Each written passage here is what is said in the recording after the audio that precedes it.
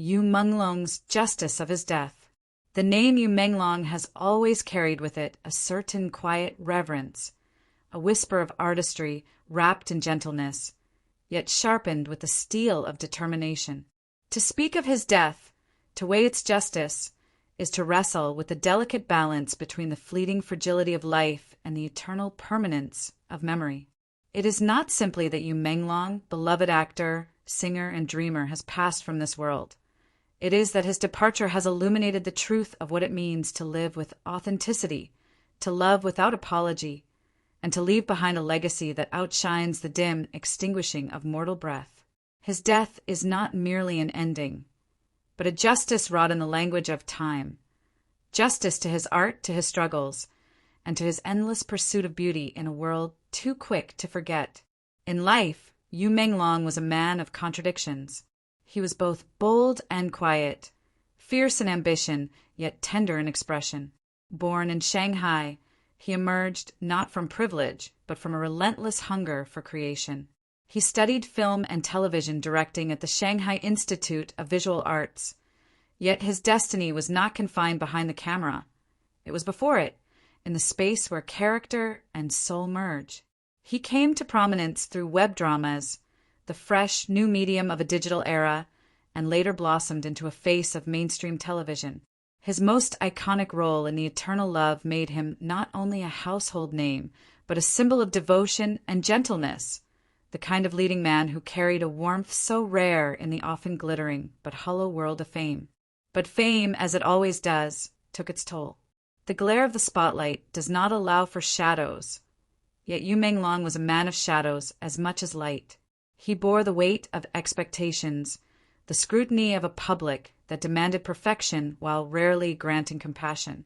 In every smile he gave, there was a trace of burden hidden beneath. In every performance, a fragment of himself sacrificed to a hungry audience. His artistry, while celebrated, cost him dearly in silence.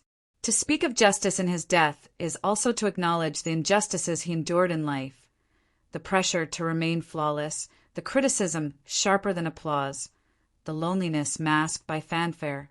His passing, though tragic, becomes in this sense a justice, a final peace granted to a man who gave everything he had for others and finally found release for himself. What makes Yu Menglong's death resound so powerfully is not merely that he was young, talented, and full of potential. It is that he represented something deeply human, the fragility of hope in a modern age. He was the dreamer who believed in love stories, in gentle gazes and unspoken words, and through his performances he allowed millions to believe too. His characters became companions to the lonely, his songs quiet companions to those who could not sleep, his smile a reassurance that sincerity still had a place in the world. His passing is not just the loss of an artist. It is the fracture of a collective dream, the abrupt silence after melody we thought would never end. And yet, death has a way of amplifying truth. In death, Yu Menglong is no longer subject to the shifting winds of fame. He cannot be touched by gossip columns, by unfair comparisons, by the suffocating machinery of an industry that exalts and then forgets. His image, frozen now in memory, is untouchable. This is the justice of his death, that he belongs not to critics but to eternity, not to fleeting trends but to the permanence of legacy. Every role he played, every note he sang, every word he spoke now takes on the weight of finality, no longer just performances but testaments. Where once he was a man trying to meet the world's expectations, now he is free to be remembered for exactly what he was, no more, no less. For his fans, his death cuts deeper than mere grief. It is a reminder of how fragile the connection between artist and admirer truly is. The people who once gathered in theaters or huddled over streaming screens to see him now gather at digital memorials, leaving messages of sorrow, of gratitude, of love. The hashtags trend, the tributes pour in, the songs are replayed until every lyric feels like a farewell. But beneath the mourning lies a fierce pride. Yu Menglong lived with authenticity, refusing to bend himself into what others demanded, choosing instead to carve his own path through the chaos of entertainment. His justice lies in the fact that his fans saw him, not just the roles he played, but the person he was. And now, in remembering, they honor him with a loyalty that transcends time. It is easy to romanticize the dead, to wrap them in perfection and erase their flaws. But Yu Menglong deserves more than that. To honor him truthfully is to remember his humanity, the way he laughed softly in interviews, the awkward pauses when words failed him, the quiet strength with which he navigated storms. He was not a myth, he was a man, and therein lies the true miracle of his legacy. He taught the world that to be gentle is not to be weak, that to dream is not to be naive, and that to love sincerely is the bravest act of all. His death is just not because he was taken too soon, but just in the sense that it completes the arc of his story. A man who gave all of himself to the world and finally rests, knowing that the world remembers him as he wished to be. To measure the justice of his death is also to ask what he has left behind. His dramas, yes, his songs, his interviews, his photos, but more importantly, the echoes of his spirit in the people who loved him. Fans who learned to hope because of him, artists who drew inspiration from his journey, strangers who found courage in his vulnerability. In this way, Yu Menglong continues to live, not in body, but in the persistence of memory and the invisible threads that bind hearts to his. Death cannot erase that. In fact, it only intensifies it. Justice here is not about fairness. It is about meaning. His death, though unjust in its timing, is just in its resonance. There is a quiet poetry in the idea that Yu Menglong's final gift to the world was not a performance, but a silence. In the space he leaves behind, the world has room to reflect, to reevaluate, to remember what it has lost and why it mattered. He reminds us that life is finite, but impact is infinite. That art, when made with sincerity, does not die with its maker. That love, once given, cannot be taken back. His death is justice because it underlines these truths, carving them into collective consciousness with the precision of a final bow. Even now, as candles burn and tributes flow, one can imagine him smiling, not with arrogance, not with regret, but with the quiet satisfaction of someone who has fulfilled his role. For in truth, Yu Menglong's life was a performance, not in pretense, but in purpose.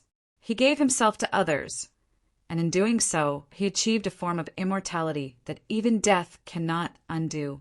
Justice, in the end, is not about the length of years, but about the depth of meaning.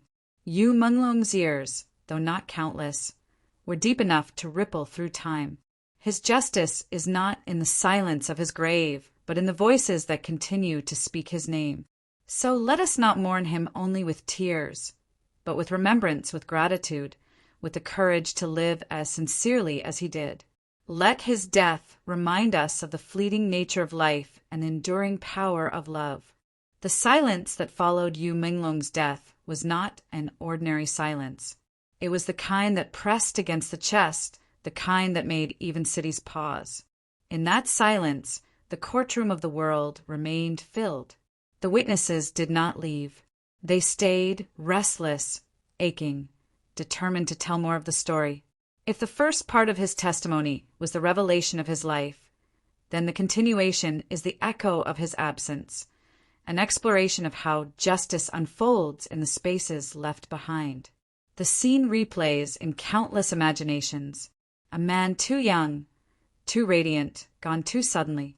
But every retelling shifts slightly, as though memory itself is cross-examining the truth. Some see him seated beneath the dim glow of a desk lamp, pen in hand, sketching lyrics that would never reach a microphone. Others imagine him walking under neon lights, head bowed, his thoughts heavier than the cityscape above him. Still others picture him on a stage, the roar of applause fading into silence as he steps into an eternal curtain call. No matter the version, the witnesses agree on one truth. Yu Menglong's departure felt like the universe itself taking the stand and declaring, "Pay attention, this life mattered." Fans became jurors overnight. They scrolled through old interviews like court records, replaying every glance, every pause, every smile in search of hidden meaning. Was he telling us something? One fan asked online, replaying a video where his voice trembled slightly during a song. Another replied, maybe it was just him, just human. In these exchanges lies the heart of justice, the recognition that he was not a perfect idol but a living, breathing man. And it is precisely his humanity that demands we honor him. The scene widens. Imagine a plaza filled with candles, each flame flickering like a witness raising its hand. The air hums with grief and devotion. People hold up posters, their eyes red, but their voices steady. They sing together, their chorus carrying through the night air. Some sing off-key, some whisper because their throats are too tight, but it doesn't matter. The collective sound rises like evidence placed on a table. This is what he gave us. This is what he left behind. The justice of his death lies in this testimony, in the undeniable truth that his impact reached far beyond the walls of studios or the glow of screens. Colleagues step forward, too. Directors recall how he stayed long after rehearsals, working lines until they lived not just in his memory, but in his blood. Co-stars tell stories of his quiet kindness, the way he offered water when someone forgot theirs, the way he listened more than he spoke. These stories, once ordinary, now become artifacts. Each one adds weight to the case. He was not just a performer. He was a presence, a force that shaped the lives of those around him. The family speaks in whispers. Their grief is private, but even fragments escape. Memories of him as a boy with bright eyes, laughter filling small rooms, determination in his stride even before the world knew his name. These are the testimonies that break the courtroom's composure, the ones that remind us that before he belonged to the world, he belonged to them. Justice for him, then, is also justice for them, that the world remembers not only the star but the son, the friend, the brother. And what of you, Menglong himself? In the courtroom of memory, his ghost lingers, not to defend himself, but to observe. He does not plead innocence, nor demand sympathy. He simply exists, calm and quiet, waiting for the verdict. Perhaps he knows something the living do not, that justice is not about answers, but about echoes. He is content to let the witnesses speak, to let the world decide how to carry him forward. The catchiest scenes are not the loudest ones, but the quietest. The girl lighting a candle in the rain, shielding the flame with her trembling hands.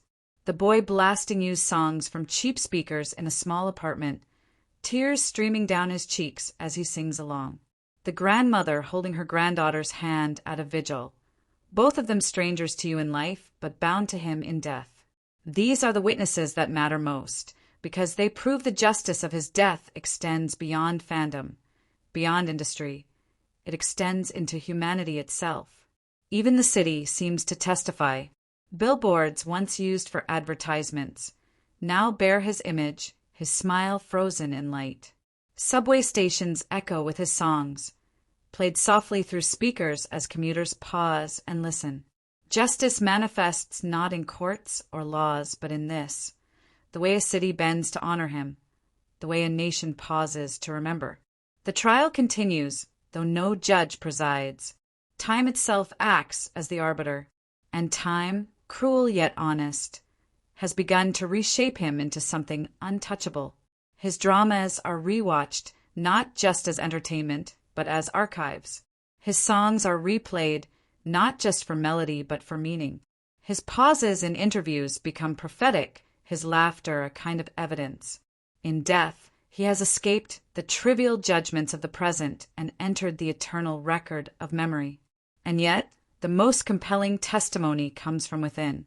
Each person who loved him becomes their own courtroom, their own witness stand.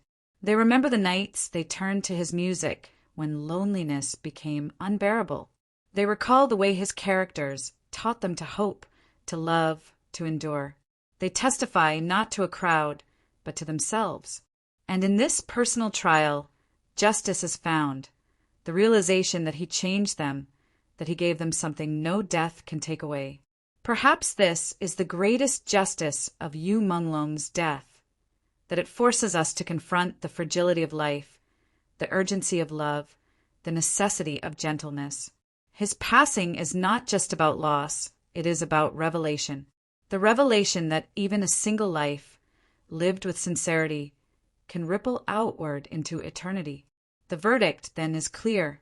The final witness has spoken, and the evidence is overwhelming. Yu Menglong's death was not in vain. It was the closing of one story and the opening of countless others. The stories of those he touched, those he inspired, those who will carry his memory forward. His justice is not found in mourning, but in continuation, not in despair, but in devotion. And so the courtroom empties at last, the candles burn low, the voices fade. But in the silence that follows, his presence remains. The trial is over, but the testimony endures. Yu Menglong has left the world, but he has not left us. His death is justice because it ensures that his life will never be forgotten. His story belongs not to the past, but to eternity.